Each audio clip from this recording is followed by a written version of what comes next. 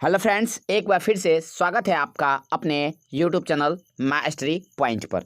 तो साथियों, I hope कि आप सभी अपने अपने घरों पे मस्त होंगे, तंदुरुस्त होंगे। तो चलिए आज के वीडियो को बिना देर किए शुरू करेंगे। शुरू करने से पहले एक रिक्वेस्ट है कि आपके क्लास 10th के जितने भी प्यारे साथी हैं, जितने भी आपके दोस्त हैं, उनको इस वीडियो को जल्दी से जल्दी और ज़्यादा से ज़्यादा शेयर कीजिए। हम आपको देते हैं 1 मिनट का समय।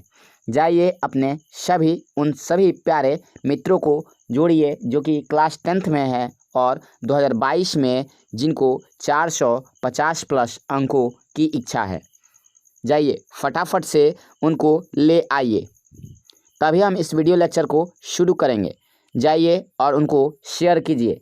हम आपको देते हैं 1 मिनट का समय। चलिए जाइए फटाफट से शेयर कीजिए। देखिए, जैसा कि आप सभी को पता है कि हमने कल पढ़ा था क्लास 10th के सोशल साइंस के जो बहुत ही इम्पोर्टेंट चैप्टर था, जिसका नाम था क्या, इतिहास विषय का हिंद चीन में राष्ट्रवाद। उसका हमने कल 21 ऑब्जेक्टिव किया था, जिसमें आप लोगों का परफॉर्मेंस काफ़ी ज़्यादा लाजवाब था। आप सभी का परफॉर्मेंस बहुत ही ज़्यादा लाजवाब था। काबिले तारीफ़ आप लोगों ने ऑब्जेक्टिव्स का सही जवाब दिया था। आई थिंक कि आप लोगों का 21 में 19 या 20 सही होगा, इतना कॉन्फिडेंस के साथ हम बता सकते हैं। तो चलिए बिना देर किए आज के वीडियो को शुरू करेंगे। अब जो व्यक्ति आ गए हैं वो अब यहाँ से भागिए मत और आज के इस वीडियो को एंड तक ज़रूर देखिएगा। और चैनल पर नए हैं तो पहले चैनल को सब्सक्राइब ज़रूर कर लीजिएगा। चलिए बिना देर किए इस वीडियो को स्टार्ट करते हैं। देखिए, सबसे बड़ी बात यह है कि आप शुरू से लेके अंत तक जैसे आए हैं वैसे ही बने रहिएगा। अब ये नहीं कि बीच से वीडियो छोड़ करके चले गए, ऐसा मत कीजिएगा, अन्यथा आपको कुछ भी समझ में नहीं आ पाएगा। देखिए, हमने कल आपको अंतिम क्वेश्चन यही करवा के छोड़ा था कि अंकोर वाट के मंदिर का निर्माण किसने करवाया था। इसके बाद हम 22वें क्वेश्चन की ओर बढ़ेंगे। 22वें क्वेश्चन की ओर बढ़ने से पहले एक बार आपसे रिक्वेस्ट है कि वीडियो को लाइक कर दीजिए भाई। वीडियो के ऊपर आप अपना लाइक बटन दबा दीजिए। चलिए बिना देर किए हम इस वीडियो को फटाफट से स्टार्ट करेंगे। पहले आप लोग लाइक कर दीजिए। चलिए देखिए, अब फिर हम शुरू करते हैं, ठीक है। अब भागिएगा मत, आप लोग जैसे हैं वैसे का वैसे बने रहिए, ठीक है। और कमेंट सेक्शन में आराम से कमेंट कीजिएगा, हम कमेंट भी पढ़ते रहेंगे, ठीक है। और आप सभी के बातों का रिस्पॉन्स अच्छा चलता रहेगा। चलिए देखिए, ध्यान दीजिएगा। प्रश्न संख्या 22 में पूछा गया है आपसे, ध्यान दीजिएगा। अमेरिका ने रबर के बागान पर किस रसायन का छिड़काव किया। देखिए, चैप्टर तो वही है हिंद चीन में राष्ट्रवाद, और इसके 21 प्रश्न कल हो चुके हैं। अगर आपने वो वाला वीडियो नहीं देखा है तो उसको देख लीजिएगा, लिंक मैं डिस्क्रिप्शन में डाल दूंगा। हाँ, वो भी अभी नहीं, इस वीडियो लेक्चर के ख़त्म होने के बाद उसको भी ज़रूर देख लीजिएगा, क्योंकि वो 21 प्रश्न भी बहुत ही इंपॉर्टेंट थे और आज के 21 प्रश्न भी बहुत ही लाजवाब और धमाकेदार हैं। बताइए, क्वेश्चन है 22वां कि अमेरिका ने रबर के बागानों पर किस रसायन का छिड़काव किया। ऑप्शन ए है जरीला, बी है नापाम, सी है एजेंट ऑरेंज एंड डी है माइली। बताइए इसका सही जवाब क्या होगा। कमेंट सेक्शन में कमेंट कीजिएगा, बोलिए।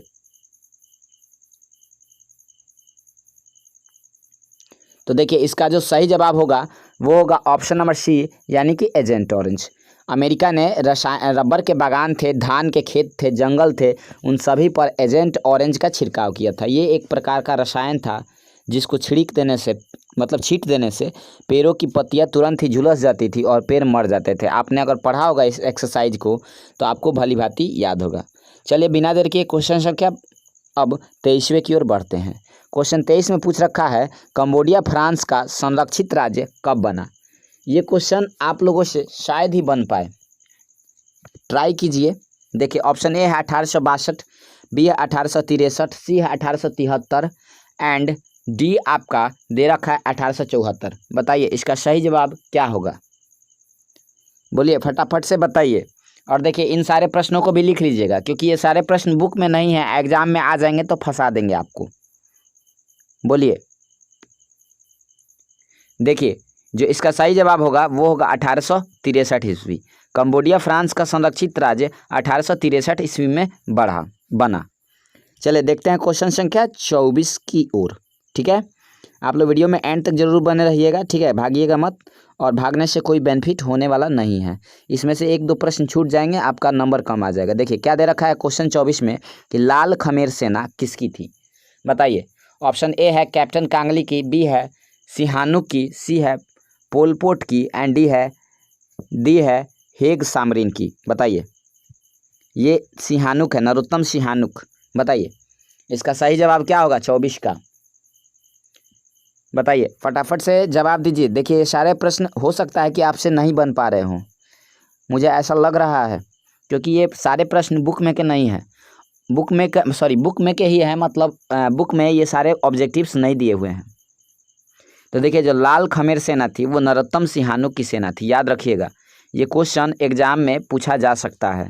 ठीक है, और हाँ एक बात और कि इस वीडियो लेक्चर को देख लिए, इसके बाद 42 प्रश्न के बाद इसमें से आपको कुछ भी पढ़ने की ज़रूरत नहीं है। कोई भी किताब, कोई भी ऑब्जेक्टिव, कोई भी बुक हिंद चीन में राष्ट्रवाद को पढ़ने की ज़रूरत है ही नहीं है। मैंने सारे प्रश्नों का निचोड़ 2 ही वीडियो में ला करके समेट दिया है। चलिए देखते हैं क्वेश्चन संख्या 25 की ओर।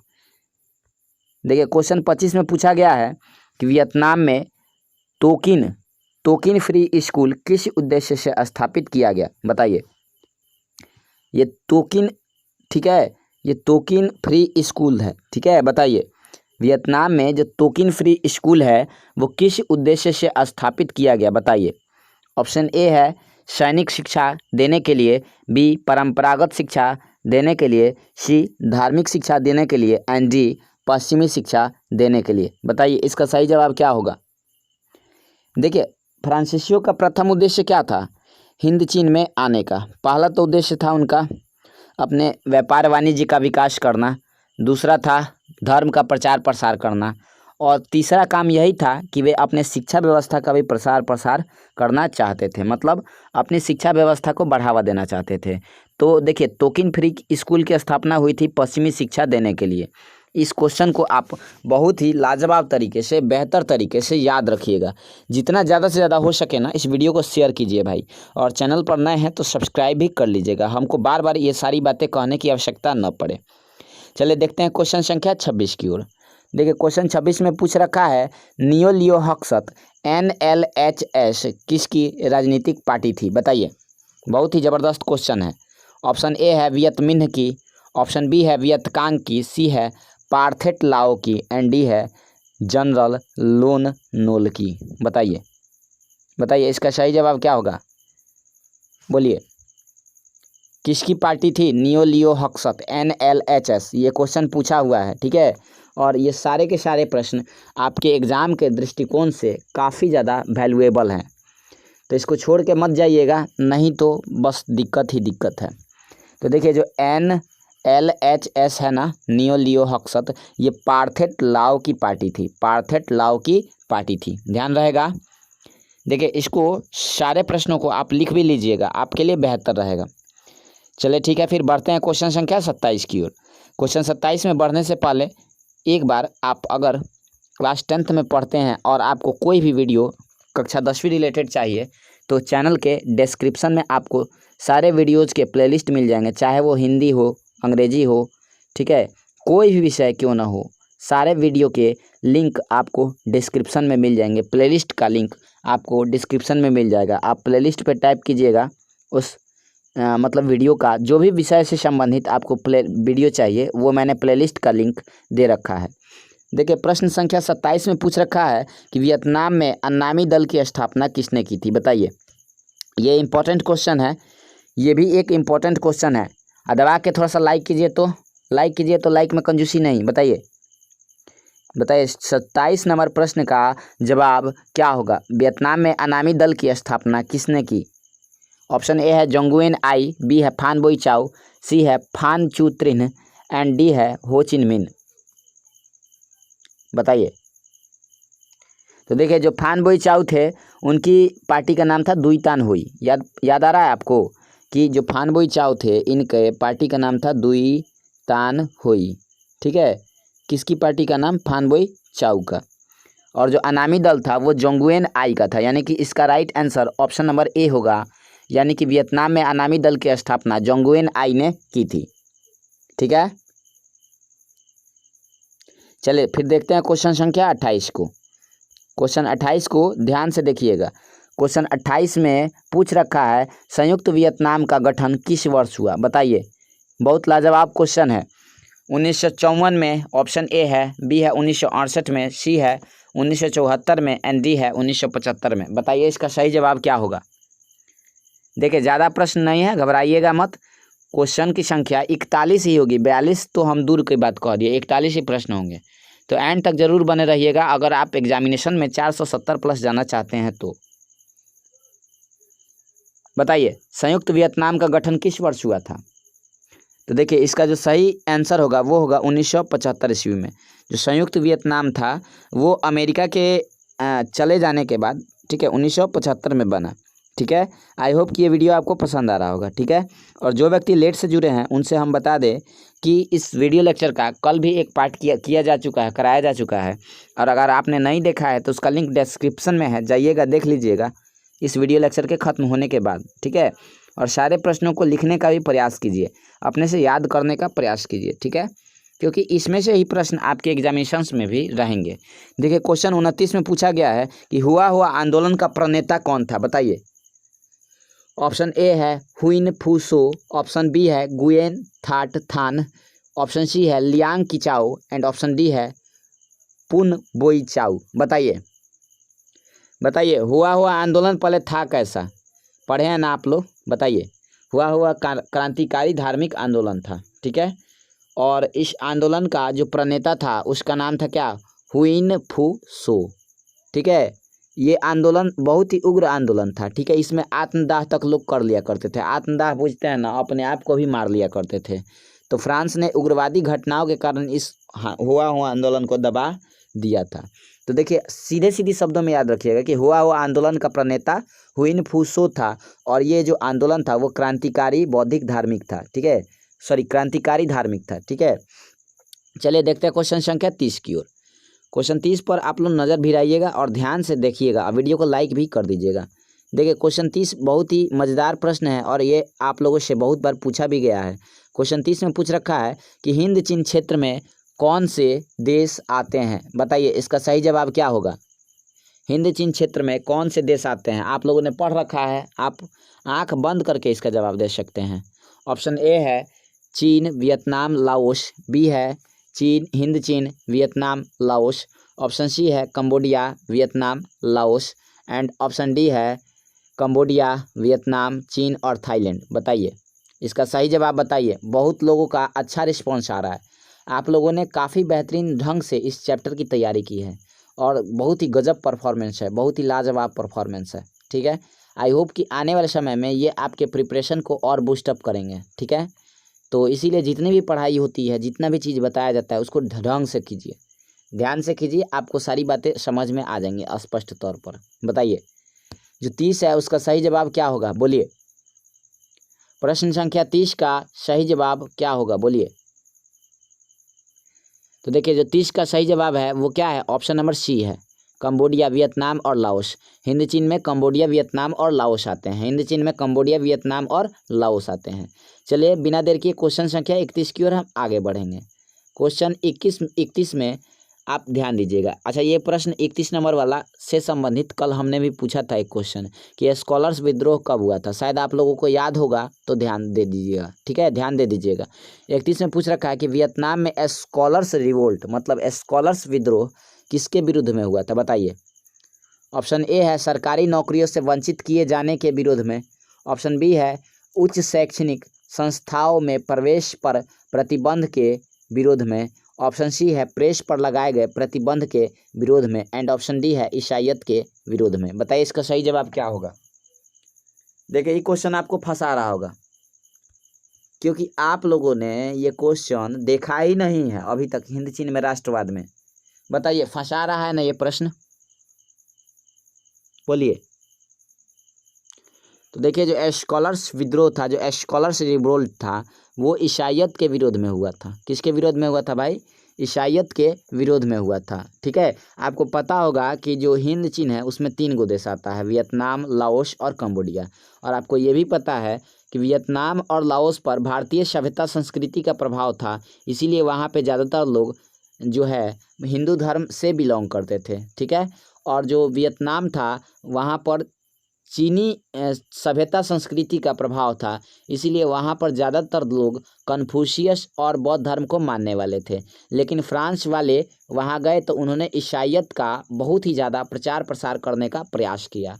ठीक है, जिसके कारण स्कॉलर्स रिवोल्ट हुआ था। चलिए इस प्रश्न को ध्यान में रखिएगा क्योंकि ये भी क्वेश्चन पूछा जा सकता है। अब चलिए क्वेश्चन संख्या 32 की ओर बिना देर किए बढ़ेंगे। आप लोग वीडियो को लाइक कर दीजिएगा। ठीक है, और भागिए मत, भागिएगा तो भाई लॉस हो जाएगा, हम बता दे रहे हैं। ठीक है, भाग करके कुछ ले नहीं पाइएगा, आप इकट्ठा नहीं कर पाइएगा। चलिए क्वेश्चन 32 में दे रखा है, किस राष्ट्रपति के शासनकाल में अमेरिका ने वियतनाम युद्ध में पहली बार भाग लिया? बताइए कौन ऐसा राष्ट्रपति था जिसके शासनकाल में अमेरिका ने वियतनाम युद्ध में पहली बार भाग लिया? बताइए। ऑप्शन ए है वुडरो विल्सन के शासनकाल में, बी है रूजवेल्ट के शासनकाल में, सी है कैनेडी के शासनकाल में, एंड डी है निक्सन के शासनकाल में। बताइए बताइए इसका सही जवाब क्या होगा? देखिए हमने वैसे क्लास में आपको पढ़ाया है कि गल्फ ऑफ टोंकिन की घटना हुई थी। ठीक है, और इसी घटना के बाद जो अमेरिकी राष्ट्रपति थे जिनका नाम कैनेडी था, खैर इसका राइट आंसर पहले कैनेडी होगा, समझ लीजिएगा कि जो अमेरिकी राष्ट्रपति कैनेडी थे उन्हीं के शासनकाल में वियतनाम युद्ध में अमेरिका पहली बार भाग लिया था। मैंने क्लास में अभी आपको बताया था कि गल्फ ऑफ टोंकिन की जब घटना हुई थी वो एक अपवाहिक घटना थी, लेकिन उसके बाद से जो जॉन एफ कैनेडी थे उन्होंने अपने 5 लाख जो है सैनिक, अमेरिका के 5 लाख सैनिक उतार दिए कहाँ? तो उत्तरी वियतनाम में, सॉरी दक्षिणी वियतनाम में उतार दिए, जहाँ पर किसकी सरकार थी? याद आ रहा है कुछ आपको? याद आ रहा है? नियो दिन दियम की पूंजीवादी समर्थित सरकार थी। और उसके बाद हनोई नदी के किनारे से जो है बहुत ज़्यादा फायरिंग स्टार्ट हो गया और अमेरिका ने हवाई जहाज़ हेलीकॉप्टरों से भी बम बरसाना शुरू कर दिया। खैर आप चैप्टर पढ़े हैं तो इन सारे चीज़ों को आप ध्यान से याद कर लीजिएगा वापस से। चलिए देखते हैं फिर क्वेश्चन संख्या 33 की ओर। बताइए क्वेश्चन 33 का सही जवाब क्या होगा? क्वेश्चन 33 में पूछ रखा है वियतनाम में तोकिन फ्री स्कूल की स्थापना कब हुई थी? ये भी प्रश्न पूछा हुआ है। ऑप्शन ए है 1907 ईस्वी, बी है 1908 ईस्वी, ऑप्शन सी है 1910 ईस्वी एंड ऑप्शन डी है 1911 ईस्वी। बताइए इसका सही जवाब क्या होगा? प्रश्न 33 का सही जवाब क्या होगा? बोलिए। तोकिन फ्री स्कूल की स्थापना कब की गई थी? देखिए हम बिना देर किए बता भी देते हैं कि इसका सही जवाब जो है वो 1907 ईस्वी होगा। आज के प्रश्नों का लेवल थोड़ा सा कल के प्रश्नों के लेवल से कुछ अलग है। ठीक है, कल के प्रश्नों के लगभग सही जवाब आपके मैक्सिमम हो रहे थे, बहुत ज़्यादा जवाब आपका सही हुआ था, लेकिन आज के प्रश्न थोड़ा सा फंसा रहे होंगे। ठीक है, तो कोई नहीं, आप ध्यान रखिएगा, वीडियो में एंड तक जरूर बने रहिएगा। चलिए देखते हैं क्वेश्चन संख्या फिर अपने 34 की ओर। ठीक है, और पसंद आए ना वीडियो तो इसको लाइक कर दीजिए और जितने भी फ्रेंड्स हैं 1 लाख 2 लाख 5 लाख सब में शेयर कीजिए। ठीक है, जितने व्हाट्सएप ग्रुप हैं सारे ग्रुप्स में इस वीडियो को शेयर कीजिए। देखिए क्वेश्चन 34 में पूछ रखा है कि मार्च 1946 में फ्रांस एवं वियतनाम के बीच होने वाला समझौता किस नाम से जाना जाता है? बताइए मार्च 1946 में फ्रांस एवं वियतनाम के बीच होने वाला समझौता किस नाम से जाना जाता है? कल मैंने इसके बारे में आपसे डिस्कशन किया था। बताइए। ऑप्शन ए है जेनेवा समझौता, बी है हनोई समझौता, सी है पेरिस समझौता एंड डी है धर्मनिरपेक्ष समझौता। अब ज़्यादा प्रश्न नहीं बचे हैं तो अगुताइए मत, अगुता के भागने से कोई बेनिफिट होने वाला भी नहीं है। ठीक है, 2 4 5 प्रश्न और हैं, ध्यान से देख लीजिए। बताइए इसका सही जवाब क्या होगा? 34 का कौन सा आंसर राइट होगा? बताइए।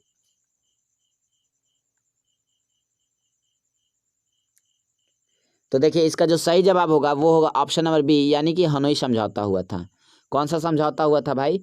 हनोई समझौता हुआ था मार्च 1946 में। 54 में कौन सा समझौता हुआ था? ये बताइए, ये बताइए कि 54 में कौन सा समझौता हुआ था? कमेंट सेक्शन में लिखिए तो। और देखिए एक बात और, अगर मान लीजिए कि आप 21 प्रश्न का जवाब दे रहे हैं तो 21 में आपका कितना सही हो रहा है ये भी लिखिएगा। आप वीडियो ख़त्म हो जाने पर कमेंट सेक्शन में लिखिएगा सर 21 में मेरा 12, 13, 15, 20, 22, 25 कितना सही था वो भी आप कमेंट सेक्शन में ज़रूर लिख लीजिएगा। चलिए 34 नंबर पोस्ट क्वेश्चन खत्म हो गया। अब चलिए क्वेश्चन संख्या 35 की ओर हम आगे बढ़ते हैं। क्वेश्चन 35 को ध्यान से देखिएगा। देखिए क्वेश्चन 35 में पूछ रखा है हिंद चीन में कौन सा देश नहीं आता है, बताइए इसका सही जवाब क्या होगा। देखिए क्वेश्चन में पूछ रखा है कि हिंद चीन में कौन सा देश नहीं आता है। नहीं नहीं कौन आता है बताइए। ऑप्शन ए है कंबोडिया, बी है लाओस और सी है वियतनाम और डी है चीन। बताइए हिंद चीन में कौन नहीं आता है।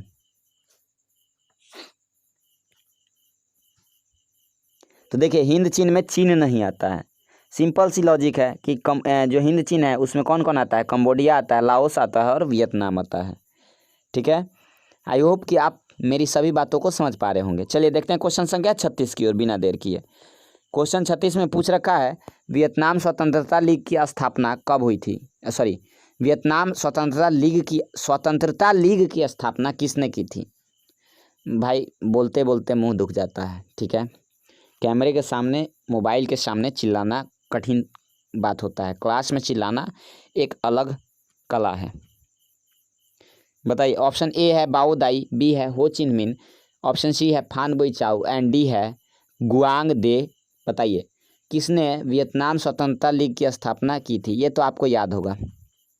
इसका सही जवाब जो है वो क्या होगा, ऑप्शन नंबर बी होगा, यानी कि हो चिन मिन ने वियतनामी स्वतंत्रता लीग की स्थापना की थी।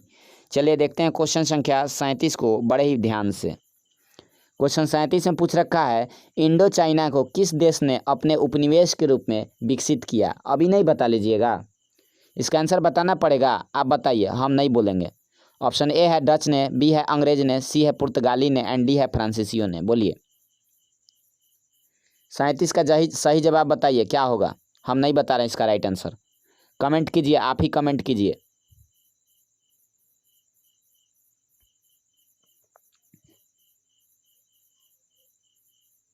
देखिए आपको भली भांति पता है कि इंडो चाइना को किस देश ने अपना उपनिवेश बनाया था, तो फ्रांसीसियों ने।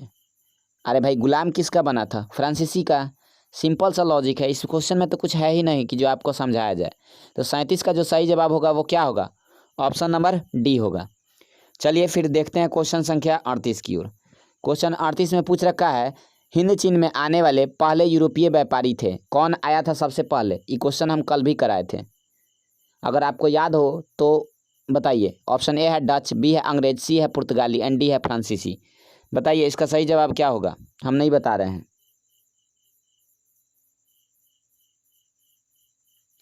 बताइए हिंद चीन में आने वाले पहले यूरोपीय व्यापारी कौन थे।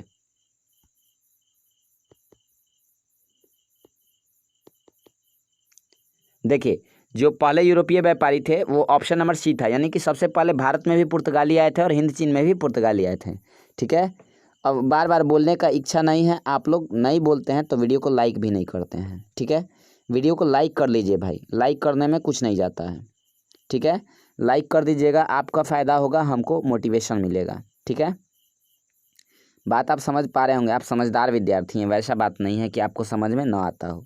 देखिए क्वेश्चन 39 में पूछ रखा है लियांग कीचाओ कौन थे। बताइए ऑप्शन ए है चीनी सुधारक, बी है जापानी दार्शनिक, सी है वियतनामी क्रांतिकारी एंड डी है इनमें से कोई नहीं। बताइए